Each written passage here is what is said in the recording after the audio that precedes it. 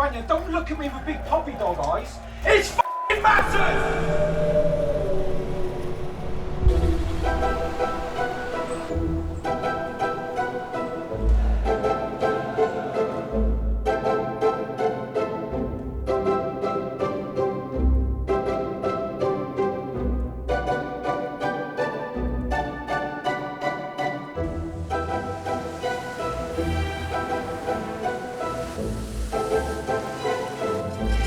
Had reservations around what might happen a lot better.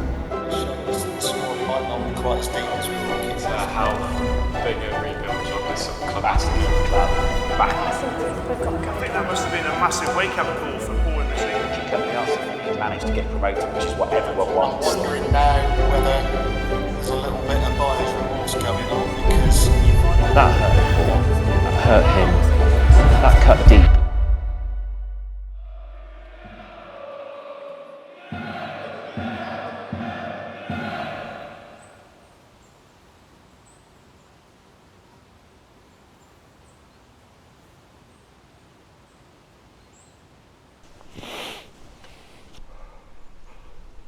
Oh yeah. Full of Bielsa sat on this. How are you?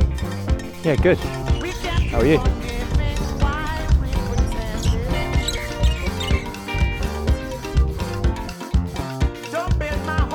Listen, there's a reason I've never been in that lodge.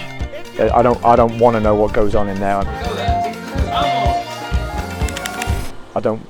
I imagine it don't smell very good.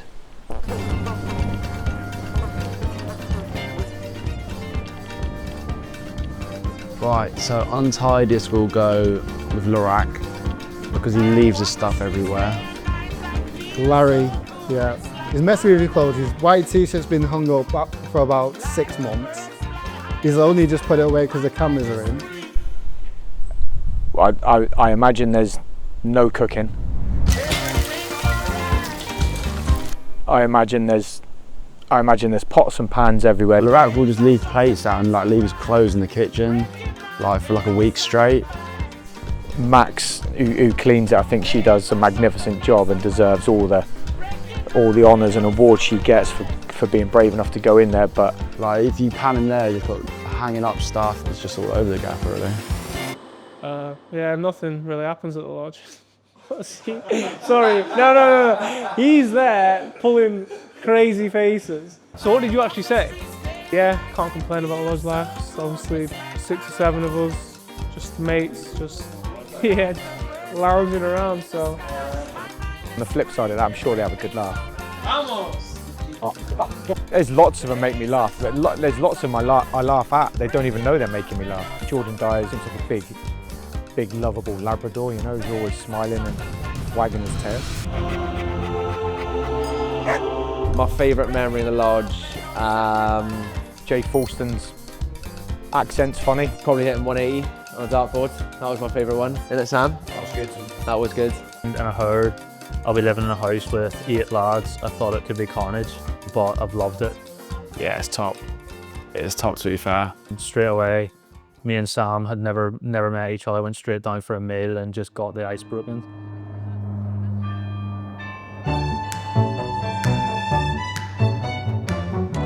I've cut hair now for nearly 8 years.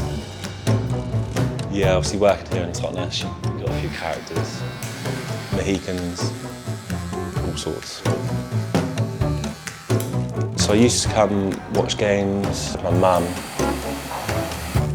At the time it was watching Torquay, it was like, oh, this is what I want to do, this is where I want to be. And yeah, luckily got the chance when I was younger to go through the youth team. I've loved it, to be fair, and it's been great to be back at Torquay, the club that I grew up watching as a kid. And Why they got to be there? Can you get out, bro? Can you sit in the lounge at least? Hey, can you go in the living room at least? No. I actually lived in there when I was in the youth team. I think if I was 19, 20, 21, listen, I'd love it. So I go upstairs and I'm in my room and they're banging on my door and that, trying to get me out. for a young lad, it's great because it helps you just settle into the place and get to know all the lads. But being with my teammates, and they all get on really, really well. They're throwing the football my window from outside. They cut the electric because they thought I was like, what did you think I was doing on my PlayStation or something? They cut the electrics, also my phone would die. And then like 6 in the morning, I needed a wee. So I go out and they left a big bucket of water hanging on my door. So I opened my door and just at 6 in the morning, splashed with a big bucket of water all over me and all down my carpet, ruined my room. You can see it when they're on the bus or in training and stuff. They spend an awful lot of time together, pretty much 24/7. So I've got in Folston's room, I thought, don't want to splash him with water because he could knock me out. And I'm sure there's stuff that goes on now that won't be said, but... You know, they are close, and that's, do you know what, in a weird way, that's helped us on the pitch as well. Fols, you do that? And he's like, no, I ain't done that. So I thought, oh. So I've had the hump all day. I think the closer you are off the pitch, the more you don't want to let your mate down on the pitch. It's all kicked off at training, really, and eventually found out it was Matty, my close mate Matty, so yeah. Sammy, I think he's a natural leader. And Sam can definitely handle a telling off, and there's some players who can't, and that's a big part of management. Then the ball comes to you and you shank it back into there. It is intense, but I think you get on with it, really. You can't head a football and you're 6'2". It's all right. Ain't too bad. I think I'll make it defensive-wise. I haven't been good enough for me. You can speak? No, clearly not. No, it's not. I think Sam needs tough love. Nowhere near it. Nowhere near it, mate. Not even close. You know, I've had to have a go at Sam at certain times, but Sam's obviously been amazing as well. He's great around the dressing room, and he's good with all the lads, for such a young lad as well. He's been captain for long parts of the season when Oscar hasn't played.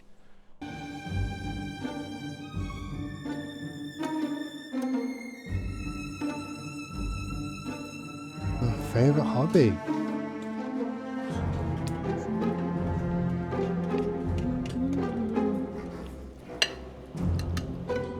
I don't know. I don't really have one, to be honest.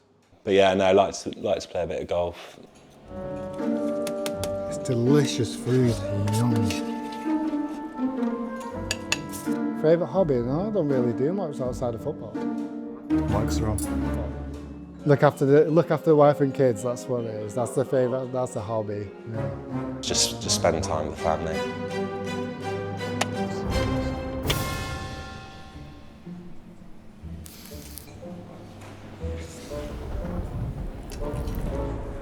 Oh, here she is, having a lunch.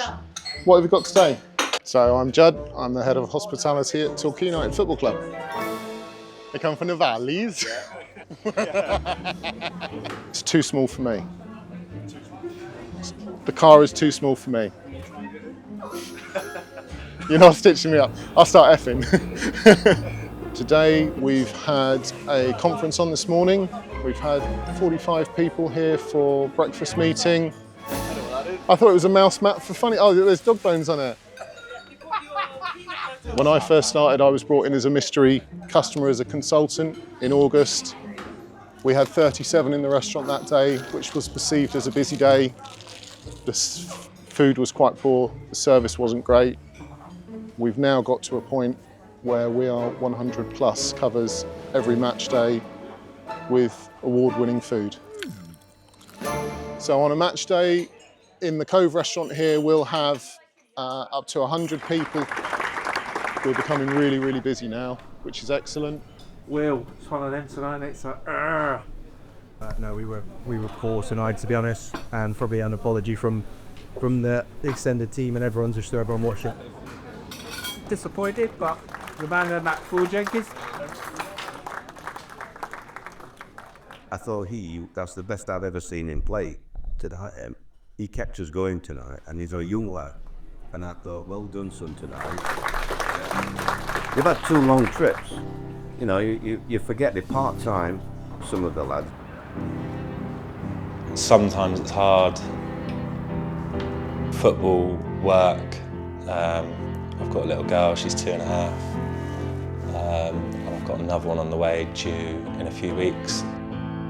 The 2 long trips they've had, it does take a toll. There's certain players, you know, Musa needs a cuddle, Jordan Young needs a cuddle. There's other players who, you know, certain ones you can definitely dig out, and certain ones you don't need to dig out. It's hard, you know, the fans, I thought they were good tonight, and to say that there weren't a lot to shout about. And Paul will be disappointed, you know, in that respect. I can be quite hard on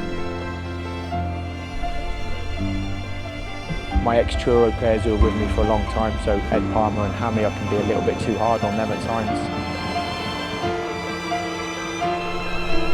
When 3 or 4 lads aren't at it as such. You look f***ing weak, you look naive as f***, you look scared, and you look beaten. You look f***ing beaten.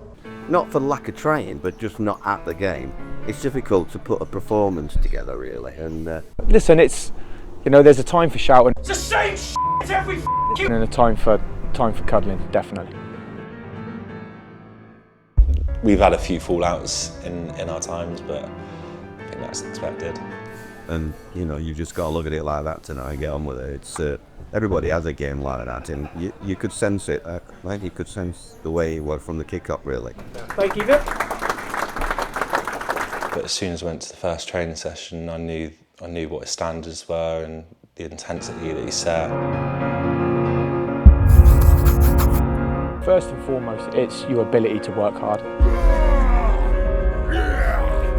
Your ability to go the extra yard. Your character to want to win. Research has to go into what they're like as a person. Have they won before? Are they a winner? Do they want to win? What's their reasons for being here?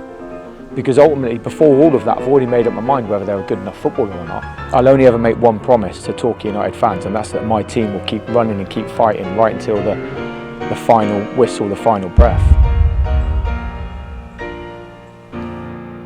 Yeah, promotion's the reason that I come to Torquay. It would mean everything, and I know how much it would mean to the fans, the club, the players, new owners, the gaffer. I know that that's what everyone wants. Your big challenge now is not to yourself and go into your shell. That's your big challenge now. Not to yourself. Intense.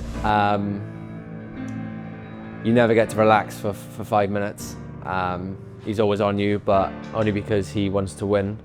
But I feel like us as lads, we're always on each other as well because we always want to better ourselves. I'm not worried about the crowd.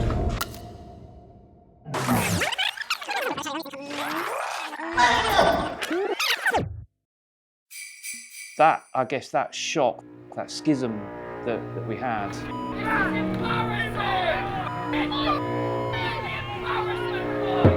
Really galvanised us to really focus on what we're setting out to achieve. And that is no coincidence that then was the catalyst, if you like, for us going on what I think was a 14-game unbeaten run, which ultimately resulted in Torquay United being top of the league at Christmas.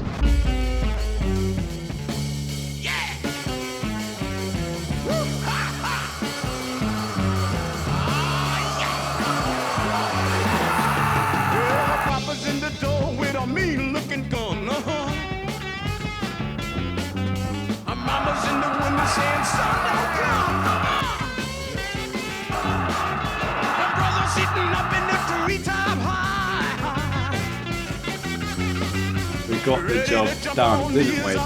We looked like we had enough to get the job done, and bar the Truro result, I think we scored in the last minute at St Albans, most of the results went our way.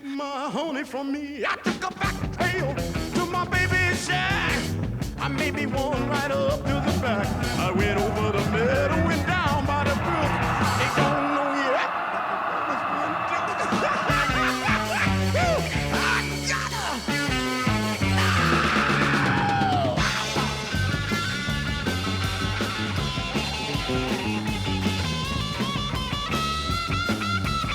It's the second highest attendance this season at home for us, just before Christmas, so fantastic effort once again.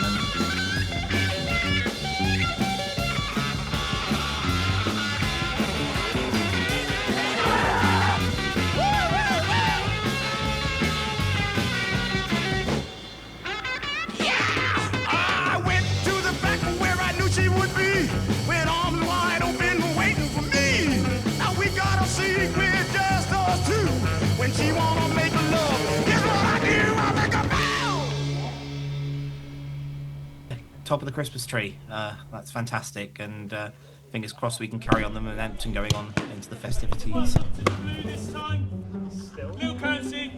The soles have really worn down. One of them's wet, really hard. And that is absolutely fantastic, really. I think it's just go for it now. One of them's like a fitting on, the other one's like a spack of shit.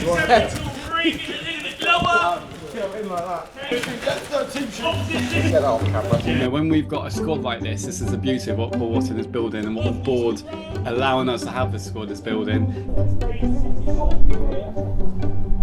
In blue, Palmer, Thomas, Young, Hassani, Zanzala. No, in pink. 1, 2, 3, 4, 5. You ready? Yeah. 1, 2, 3, 4.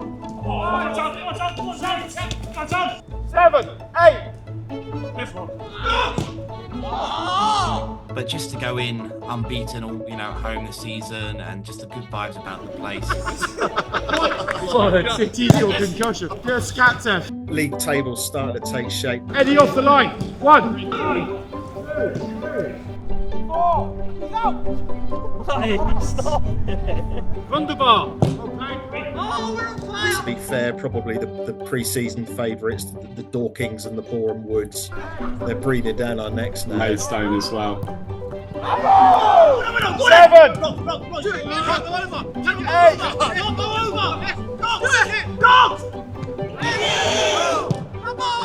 8. Your serve.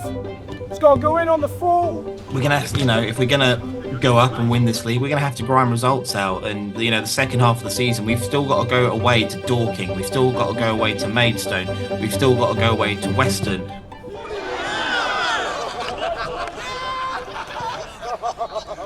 Don't about with those Skechers, mate. I'm telling you. Big old Skechers. Lend it in the channel.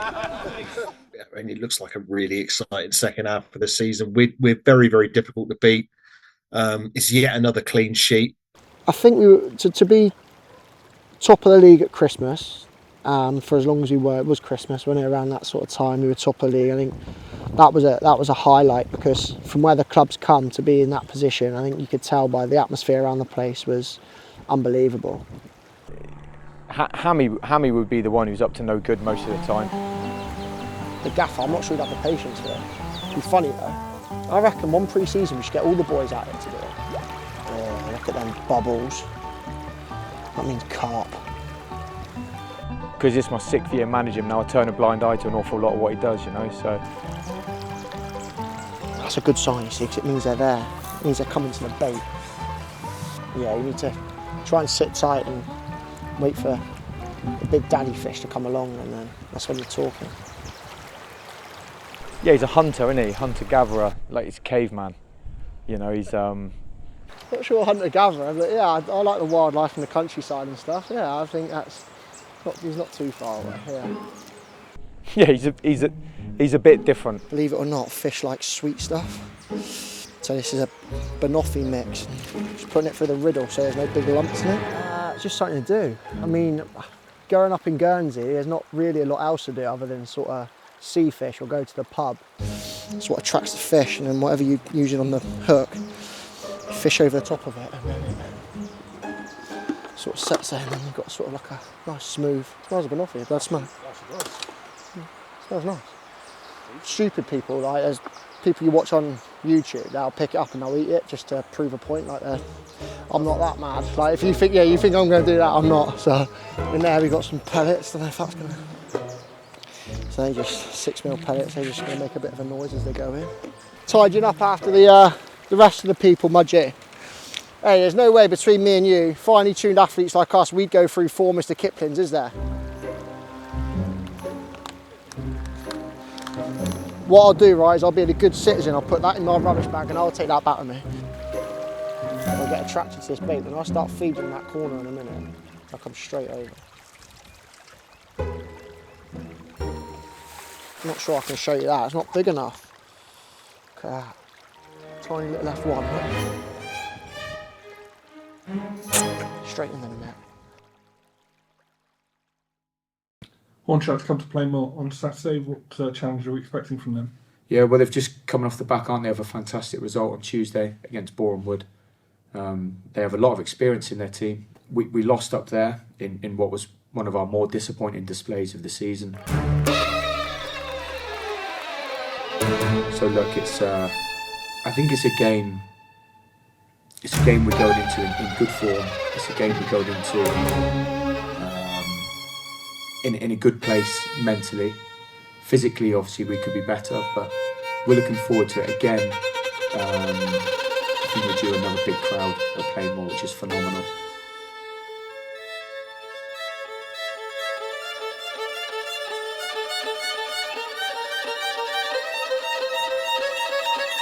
Ball into the box! Oh, there we go. Oh, there's a quick goal from United!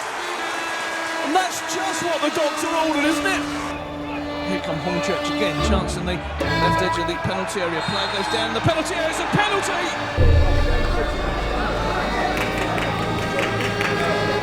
Referee blows a whistle.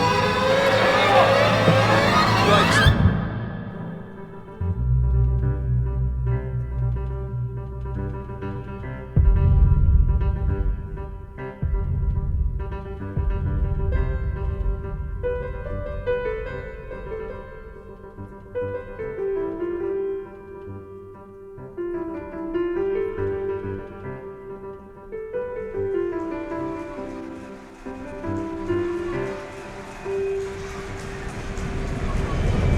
Referee blows a whistle.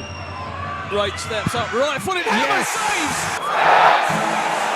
And gathers on, he hasn't gathered the rebound. From the penalty area into the centre, and Hammer. Hornshaws saving the penalty at home was a good one. Danger territory down the right hand edge of the penalty area, slides the ball into the centre. That is beautiful! Matt Carson! Grew up loving Andy Robertson. Yeah, always watched him coming up through Liverpool, big Liverpool fan. And yeah, the way he plays, try to play a bit like him and love Andy Robertson. Credit to being 2 up. Okay, Hammy, big save at big time. Well done, mate. We're not quite on it, are we? We're not quite on it. Okay. Perfect free kick that Mikey's worked on. Great header, great finish. We've been slow on the ball. I think we're too deep. Their keeper hasn't got a big kick. Yeah. I just think we're a little bit deep. When he kicks it, you drop, but you're dropping 25 yards. Do you know what I mean?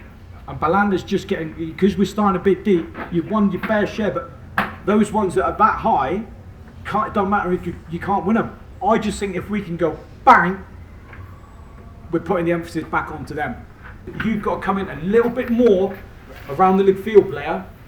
Yeah? Off the ball. Yes, off the ball. A little bit more, and then MJ or Cody, one of you's got to stop the switch. I'm telling you, you're looking at me like I'm stupid. You've just got to come 10 yards.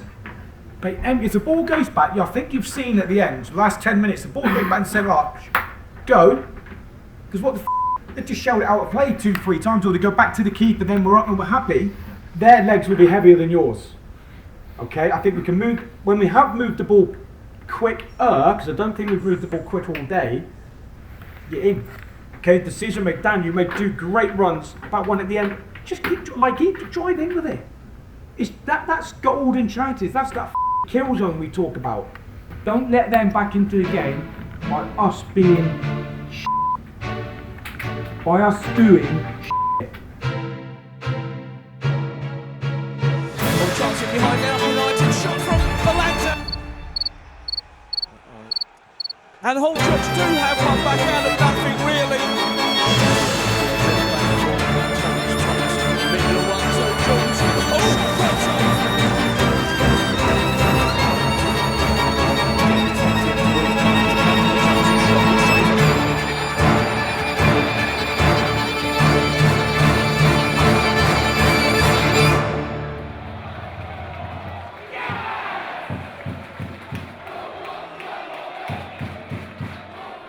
Well, we have to start with the very sad news regarding the passing away of Torquay United legend Tony Bordeaux. It shocked the club and the Yellow Army. Did you pass across in football at all? They did many times, yeah. First and foremost, obviously, it's tremendously sad. leaving us at such a young age. I'm sure the club will do something fitting on Saturday. Puts lots of things into perspective, and all our thoughts are with his family at this time.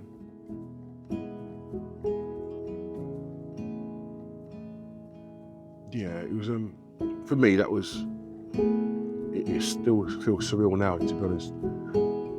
I was told of Tony's passing by an ex-teammate and stuff, and I couldn't believe it. I nearly rang his phone, but I didn't want to do it. But then it was confirmed.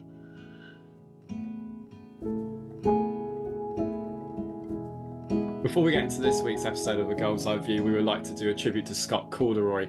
Obviously, a part of Torquay United and Stoke Gabriel, the whole of the South Devon football community has been shocked and was very saddened by this news. All of us within the Torquay United fan base, and of course at Torquay United, are deeply saddened and give all of our respects and tributes to his friends and his family. Once again, the club did wonderful in remembering Scott in that way. Scott was a lovely young man. I remember Scott from a young like sort of YTS at Torquay, but I remember him vividly. Really a beautiful soul, friendly, funny, full of love. So that's a rubber, and so young as well.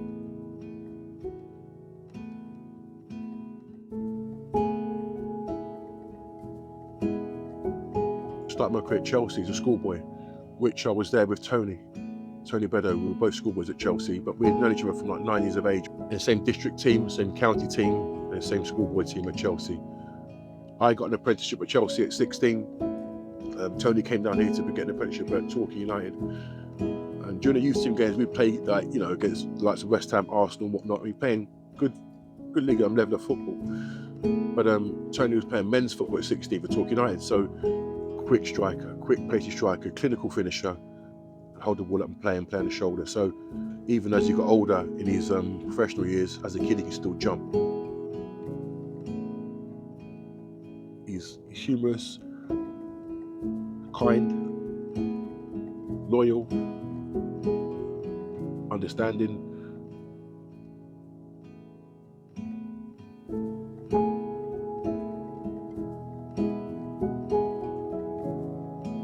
You get a Sun newspaper on a Monday, you see Tony Beddoe with like 6 sub not used or 7. And us as youth team players, because he played with us as schoolboys, we knew him. So he was playing first year football at Torquay and we were like over the moon. But then basically I'd say to him like, just stay, you're playing men's football, you're playing youth team football. You're playing against all these different players and whatever. I said, yeah, I know, but you're playing men's football and we're envious of you. So he was doing his thing. And at 16, he wrapped up, he got some performances and some appearances. When I joined Torquay in 98, I was back together with Beds in terms of like playing with him as opposed to playing against him. But he'd racked up about 100 games at 18, 19. And I'd played 1 league game in my career. So he was far ahead of us, maturity-wise in terms of football. It was fantastic. We had a young team, average age of 24 and a few older pros. I could hear his voice ringing in my ears saying, listen Jim, make sure you get this right, don't mess this up.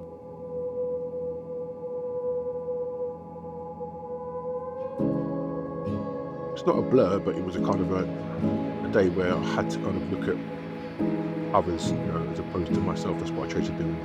Equally as tough for the brave Joseph McFarlane. Andrew McFarlane's son was Tony's godson, and he was brave and he came on the pitch and did his thing as well with myself, which helped me a lot. And there was players on the pitch from the past, and friends from back in Shepherd's Bush where Tony's from there. So it was a incredible testament and homage from the club that the club paid to Tony. From the age of 16, for 2 spells, the club, he's an iconic player in that way, but first and foremost, I was thinking more of Tony's family, Tony's daughter, Tony's partner Claire, Tony's mum, Tony's brothers, Tony's sisters, and just I look at it and I miss them every day.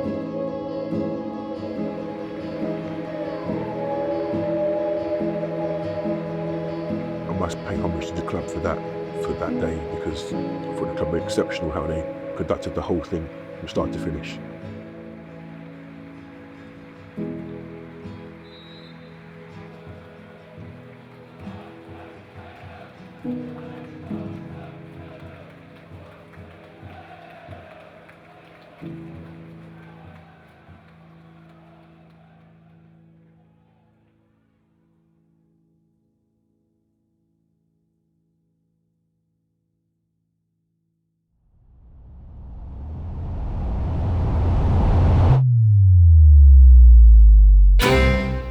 in the league table. It's really exciting, and we're going to give it a right good go with 12 games to go. No, I'm good. Calm, relax. A shower of me, not you. 1,000 fans out there cheering you on with you. You must play.